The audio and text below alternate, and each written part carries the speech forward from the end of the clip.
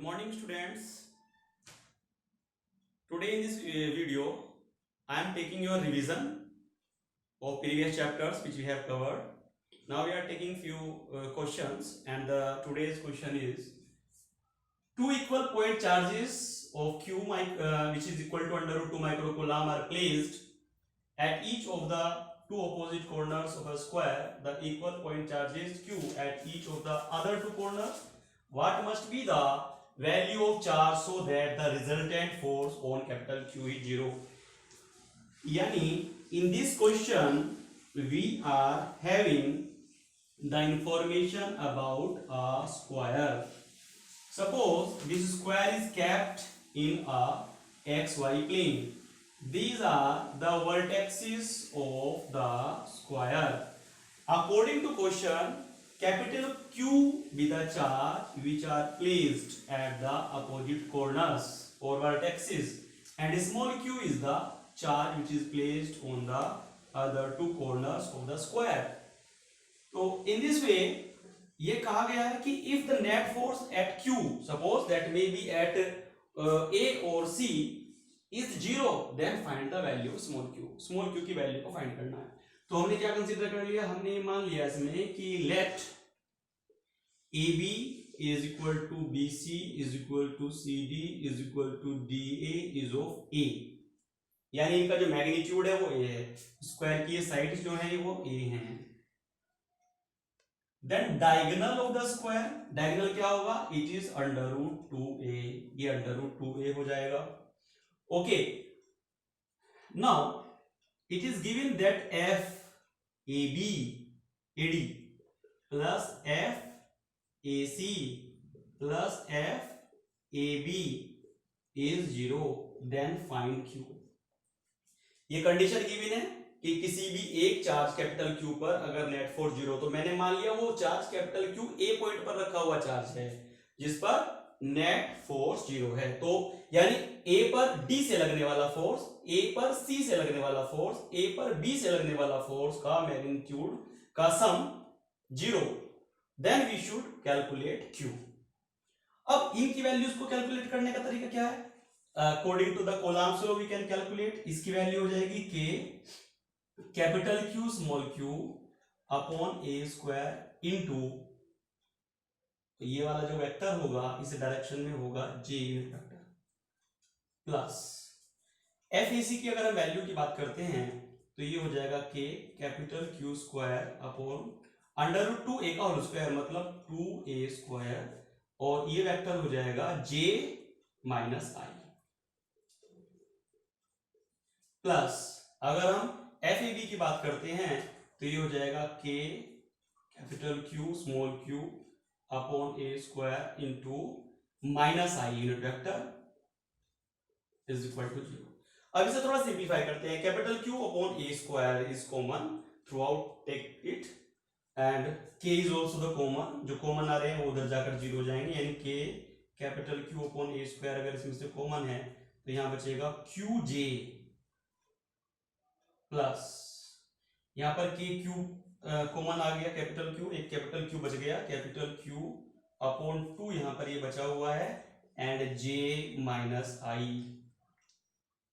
Plus small capital Q is common, small q is left, and minus I is equal to 0. अब ये सब portion उधर जाके 0 हो गया, तो ये हो गया QJ plus capital Q upon 2J minus capital Q upon 2I minus QI is equal to 0. Okay, now we can take J and I separate, तो ये हो जाएगा Q plus capital Q upon 2 into J minus capital Q upon 2 plus Q into I is equal to 0. सही है. Okay, अब इनके जो coefficients हैं, जैसे वेक्टर हम I की बात करते हैं और J की बात करते हैं, तो these are unit vectors, so these unit vectors can never be 0. मतलब इसी एक्सप्रेशन को we can write Q plus capital Q by 2 J minus I is equal to 0. Okay, तो this cannot be 0, तो q plus capital Q by 2 is equal to 0, small q is equal to capital Q by 2 with negative sign. Now capital Q is given here under root 2 microcoulomb, तो यहाँ पर रखेंगे value, this is minus under root 2 upon 2 microcoulomb, which may be written as minus 1 upon under root 2 microcoulomb. In this way we can find out the solution of this question. Okay, now coming to the next question, the electric flux component are Ex is equal to alpha x की power 1 by 2, Ey is at 0, in which alpha is 800 Newton per coulomb meter square. Then calculate the flux phi E through the cube and the charge within the cube. A can be taken as 0.1 meter and A is given in the diagram. यानी इस diagram के अंदर this is a square and electric field is existing along x-axis, which is alpha x की power 1 by 2. For y or z axis its value is 0. Okay, now to find the net flux through the cube, we can consider this square, two faces of the square, one is left face, another one is right face. Okay, now we know the normal on any surface will give the direction of the area. तो यहाँ पर अगर हम normal draw करेंगे, any vector will give the direction of the area, और यहाँ पर अगर मैं normal draw करूंगा तो this will give the direction of the area. Okay, whether the direction of the electric field is along x-axis at both the places, direction of electric field is from left to right. So first of all we are going to calculate the electric field, the magnitude of electric field at left face, यानी E L, left face पर electric field ये हो जाएगा alpha. Left face पे जो value of x है वो होगी ए, ठीक है, तो ये हो जाएगा ए की power 1 by 2 alpha a raise to the power 1 by 2 electric field का मैग्नीट्यूड हुआ लेफ्ट फेस के लिए. बट हमें तो निकालना है फ्लक्स. फ्लक्स अगर फाइंड करना है फाई एल फाई ई, यानी electric flux due to left face E L, तो ये हो जाएगा E vector into del S vector. E del S formula है, तो it may be written as E del S cos theta, where theta will be the angle between the area vector and the electric field. तो यहाँ पर जो area vector है वो electric field के opposite है, तो यहां पर जो थीटा की वैल्यू होगी वो हो जाएगी 180 डिग्रीज. इसलिए जो लेफ्ट फेस से कमिंग आउट फ्लक्स होगा ये E L del S cos 180 degrees के होगा, ठीक है. And it may be written as minus E L del S. अब ई एल की वैल्यू हमें पता है, यहां पर ये माइनस अल्फा ए की पावर 1 by 2 इंटू जो डेल एस है इस फेस का एरिया. अब ये स्क्वायर है, साइड ए है, तो एरिया हो जाएगा ए स्क्वायर. तो this expression may be written as alpha a raise to the power 1 by 2 plus 2, तो 2 2 जा 4 और 1 5 by 2. ये तो आ गया flux due to the left face. Similarly हम कैलकुलेट करेंगे flux due to the right face. सही है, राइट फेस के लिए जो फ्लक्स होगा उसे भी हम इस तरह से लिख सकते हैं E R del S vector. सही है, तो इस बार जो इसे लिखेंगे E R del S cos 0. क्यों? क्योंकि एरिया और इलेक्ट्रिक फील्ड की डायरेक्शन सेम है, तो थीटा हो गया 0. तो this may be written as E R del S. ठीक है भाई, ये आ गया. Now we can put the value of E R and del S here. So the value of ER is this is given alpha, but the value of x for this phase is a plus a, it is 2a. Okay, तो ये तो हो गया हमारा a raised to the power 1 by 2 into del s is a square, it will be 2 raised to the power 1/2 alpha a raised to the power 5/2. ये आ गया electric flux due to the right face. Okay, अब आते हैं हम net flux पर. तो हमने लेफ्ट फेस का इलेक्ट्रिक फ्लक्स निकाल दिया, राइट फेस का निकाल दिया. अब हम आते हैं net flux due to cube. तो फाई ये हो जाएगा electric flux due to the left face और electric flux due to the right face का सम. अब ये दो वैल्यूज जो हमने फाइंड आउट करी हैं वी कैन पुट हियर. तो ये हो जाएगा माइनस अल्फा ए की power 5/2 plus 2 raise to the power 1/2 alpha a raise to the power 5/2. इसे जरा सिंप्लीफाई करें तो अल्फा ए की पावर 5/2 में भी टेकन एज कॉमन. ये तो कॉमन आ जाएगा. अब क्या बचा, यहाँ पर बच रहा है माइनस के 1 और यहाँ पे 2 रेज टू द पावर 1/2 यानी √2 - 1 बच गया. √2 - 1. Now we are having the value of alpha 800. So this is 800. Value of a is given 0.1. 0.1 raised to the power 5/2 और √2 की वैल्यू 1.414 -1. ठीक है. अब 0.1 की power 5/2 and this can be simplified by any method. इसे सोल्व करने के बाद will get 1.05. Okay, 1.05 Newton meter square per coulomb. This will be the net flux coming out through the cube. Okay, अब इसके अगर बी पार्ट की बात करते हैं. बी पार्ट में पूछा गया है the charge with in the cube.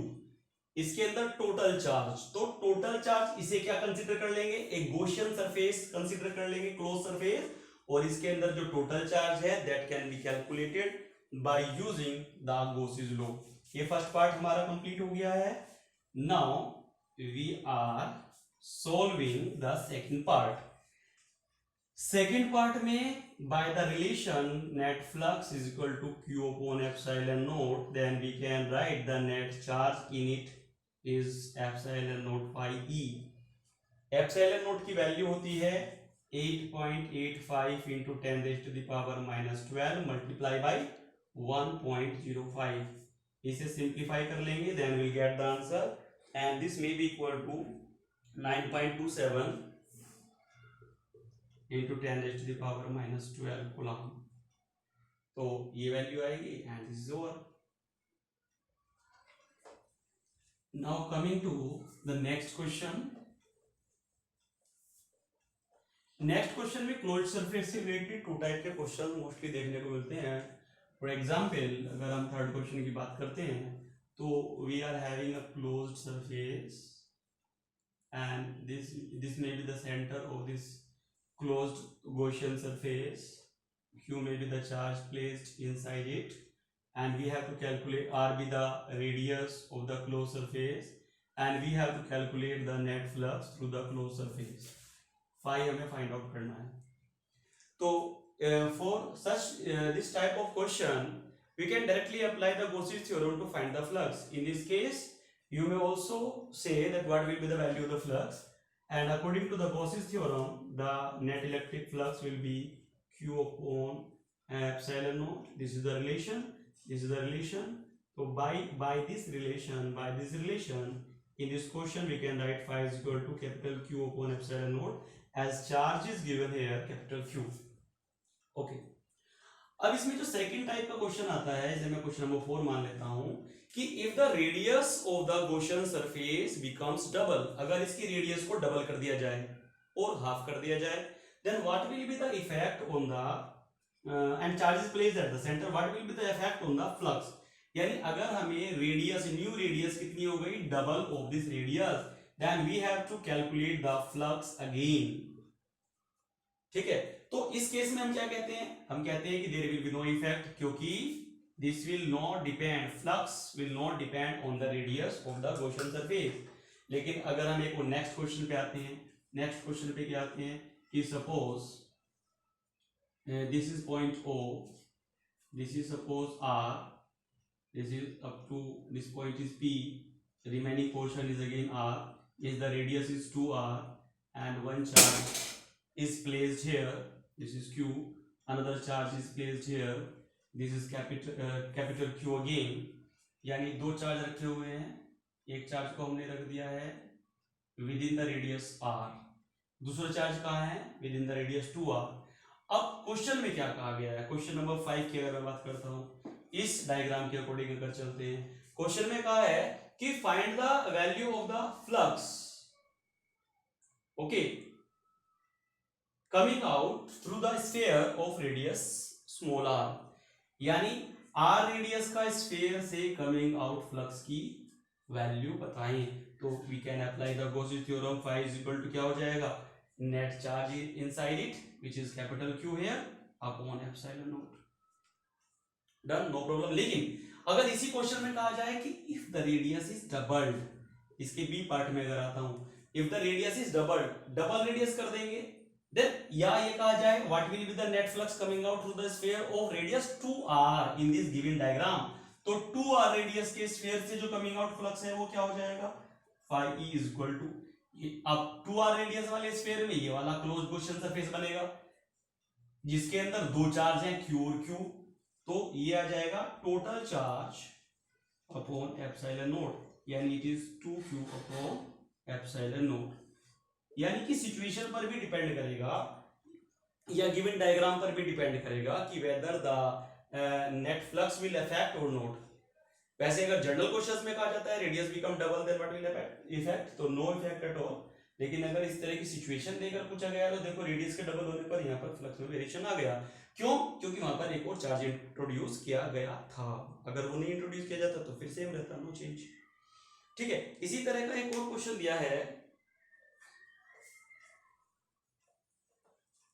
calculate there are two concentric spheres S1 and S2, a charge Q is placed here, another charge is placed here, find the flux ratio of the flux coming out through both the surfaces। इसे हम 6th question consider कर लेते हैं, यानी कि इन दोनों concentric sphere से coming out flux की रेशियो फाइंड आउट करो। ओके, तो इसके लिए हम क्या करेंगे, हम 1 बाई 1 इसको सिंप्लीफाई करेंगे, यानी हम पहले इसका फर्स्ट पार्ट सोल्व कर लेते हैं, and as per the first part we can write phi s1 as net charge Q upon epsilon naught according to the Gauss's theorem. अब सिमिलरली जब हम इसका सेकंड पार्ट फाइंड आउट करेंगे, phi s2 is equal to हो जाएगा Q plus Q, यानी कि 2Q upon epsilon not.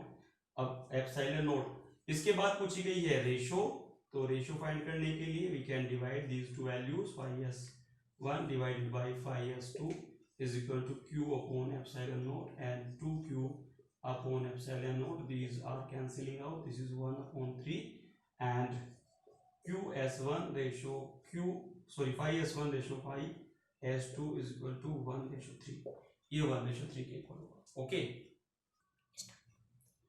now the next question is 4 charges plus Q minus Q plus Q and minus Q are to be arranged respectively at the four corners of the square ABCD of side A.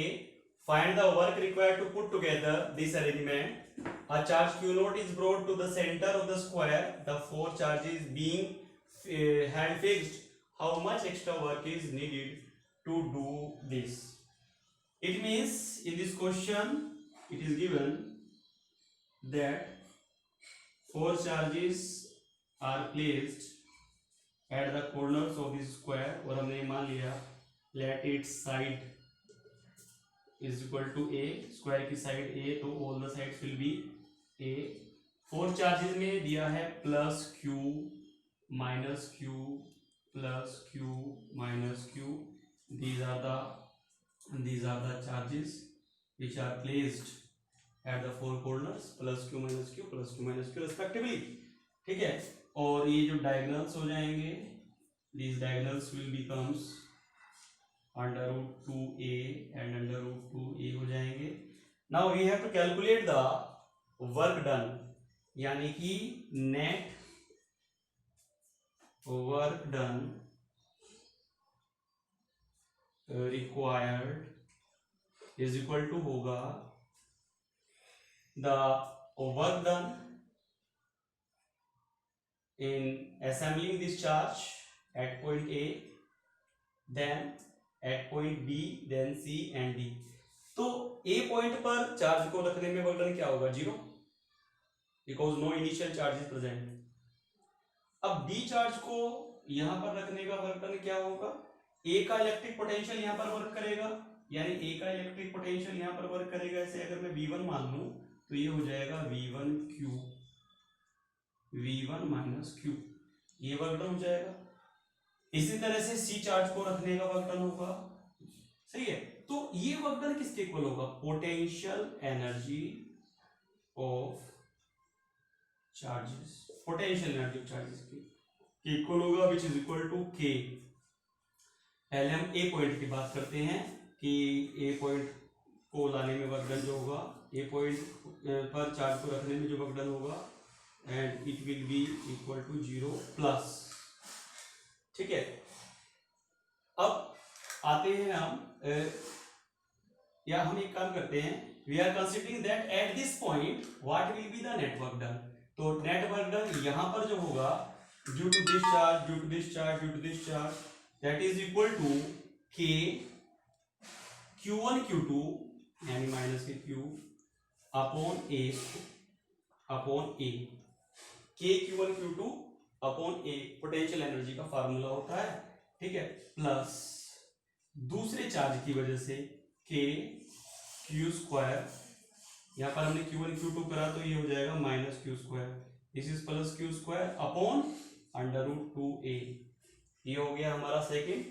Third case में आते हैं, B और यहां पर आते हैं A के बीच, this is K minus Q square upon a square plus इन दोनों के बीच में work done, this is equal to K minus Q square upon a square plus इन दोनों के बीच में this is K minus Q square upon a square plus, अब एक ये बच गया B D, this is K Q square upon under root 2a, ठीक है।